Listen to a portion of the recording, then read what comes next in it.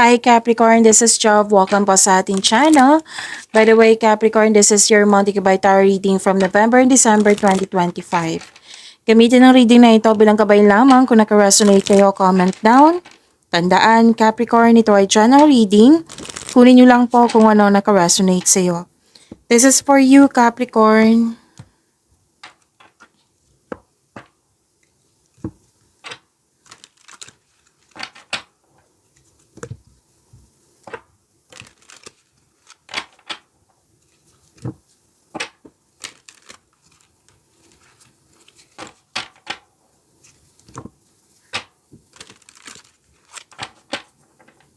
Para po ito sa iyo, Capricorn. November and December 2025.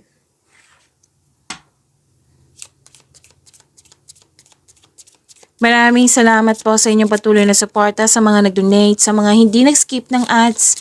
Maraming salamat po. Sa mga hindi pa nag-subscribe, subscribe na po kayo at click bell notification para malaman nyo na may bago tayong video. Para sa mga gusto magpa-reading po, comment po kayo ng personal reading.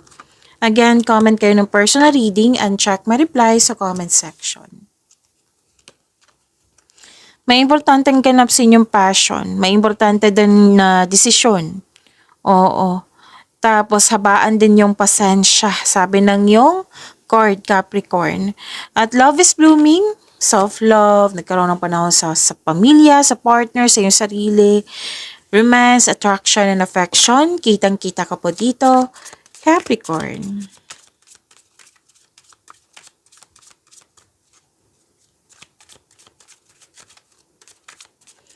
Energy pa ni Capricorn.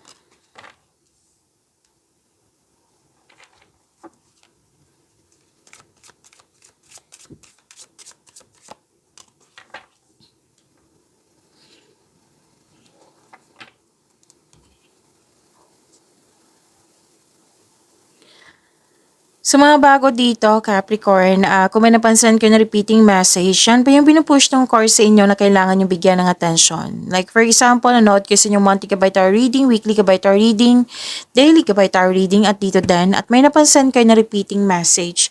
Yan po yung pinupush ng course sa inyo na kailangan yung bigyan ng atensyon, solusyon at aksyon kung maaari po. So, ano yung energy ni Capricorn?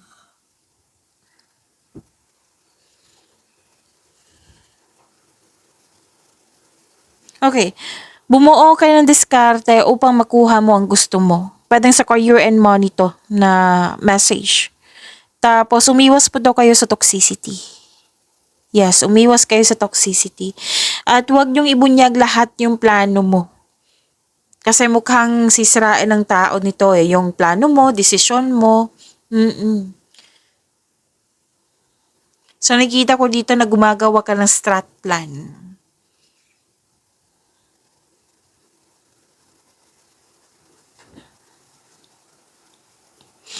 Long-term abundance, steady progress. Dalawang card kasi nagsabi dito na mag-build ka ng konkretong plano para maiwasan yung pagka-burnout. Para maging matagumpay. Magiging tagumpay yung daily routine mo. Sabi ng iyong card.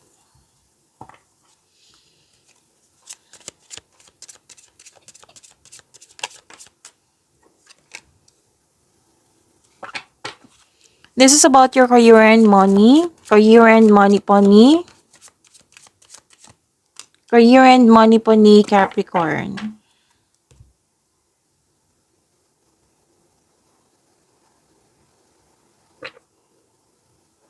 May parating na offer new opportunities.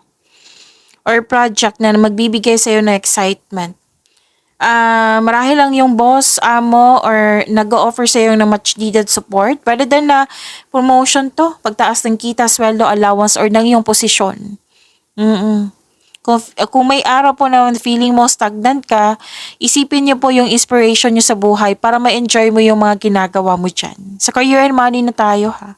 Magkaka-receive din kayo ng good news. Pwede may kasamahan kayo dyan sa trabaho nyo. Pwede. Or bagong gamit sa trabaho.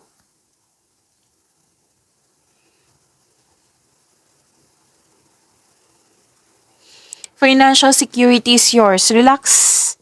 Oo, relax. Mag-relax kayo. What I meant is may plano kayo magbakasyon. Kasi may success ako nakita dito, may natapos, Capricorn. At may enjoyment. And this is luck ha, Luck. Mm. This is pagbumunga, magandang bunga. Lahat ng tinanim mo, nagbo-bloom po. Kaya may nakita talaga ako dito magbabakasyon kayo after nito. Tapos naging wais kayo sa pag-handle ng iyong finances, hindi ka rin madamot at the same time. Masaya ka makatulong sa kapwa mo. Financial security is yours. So, deserve niyong mag-relax, magbakasyon. Kasi naging masipag kayo sa araw-araw.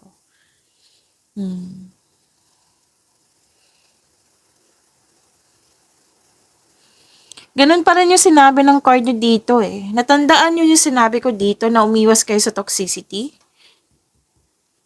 Andito din po eh, na umiwas kayo sa toxicity. Kung nabibigatan kayo, nahihirapan kayo, pwede sa trabaho, kailangan ko po kasi ng freedom and recovery. Yan yung advice ng card. Freedom and recovery. Pero din na, nagpasobra kayo sa trabaho. Kaya nakikita ko dito sobrang pagod nyo. So, yun po. Huwag magpasobra sana sa trabaho. Yung balance lang. Mm-mm. So, ang advice ng card dito, freedom and recovery. Tapos yun, umiwas kayo sa toxicity kung pwede po.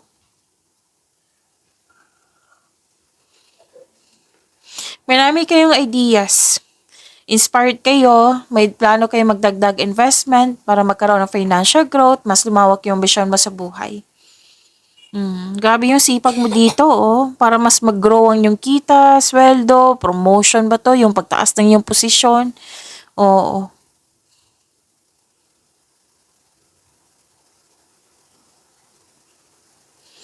Nakita ko rin dito na okay, so this is nanindigan kayo sa inyong desisyon. You are very focused talaga sa trabaho nyo. Dalawang card na mismo nagsabi niyan ha. And ganun pa rin yung sinasabi dito eh. Umiwas kayo sa away, umiwas kayo sa toxicity. Nakita ko naman dito na very confident ka. Yes. At may paalala ang card nyo dito na be careful kayo sa mga ginagawa at pinipiling desisyon.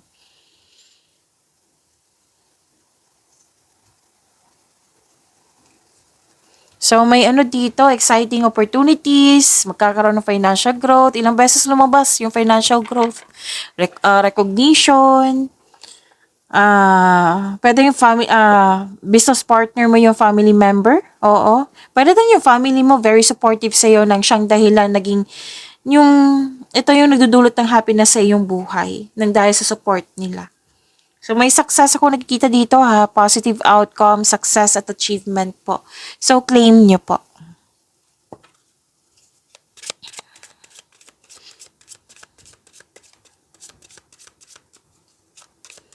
Love life, self-love, partnership, and romance ni Capricorn.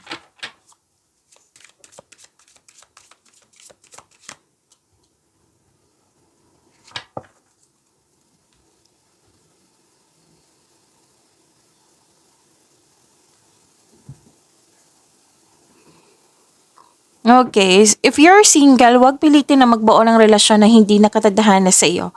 Pero huwag mag-alala sa mga single dyan. The universe is working behind the scenes to bring romance into your life. So, kailangan mo lang magtiwala. Trust the divine timing. May tao talagang nakatadhana sa iyo. Sa mga may relasyon sa buhay mag-asawa, may emotional intense na mangyayari, ang taas ng trust level nyo sa isa't isa, and this may lead you to the next level sa inyong relasyon. So, nagkaroon ng pagkakaisa, nagtutulungan kayo, nagkaroon ng katahimikan, yan.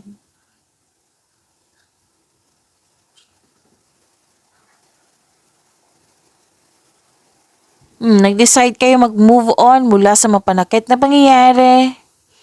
May nagpa siya dito mag-live-in or maglipat bahay para bumuo ng pamilya. So, you are moving forward. You are embarking on a healing journey. Oo. Naghahanap ka ng solusyon sa inyong problema dito eh. So, sabi ng card, nasa iyo na yung solusyon. Mm-mm.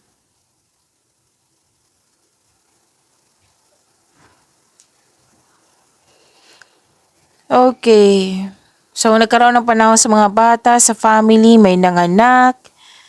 Oo. So, yun po. Pag-imanin niyo po yung blessings sa binigay sa inyo, Capricorn. See you tomorrow. Maraming salamat po.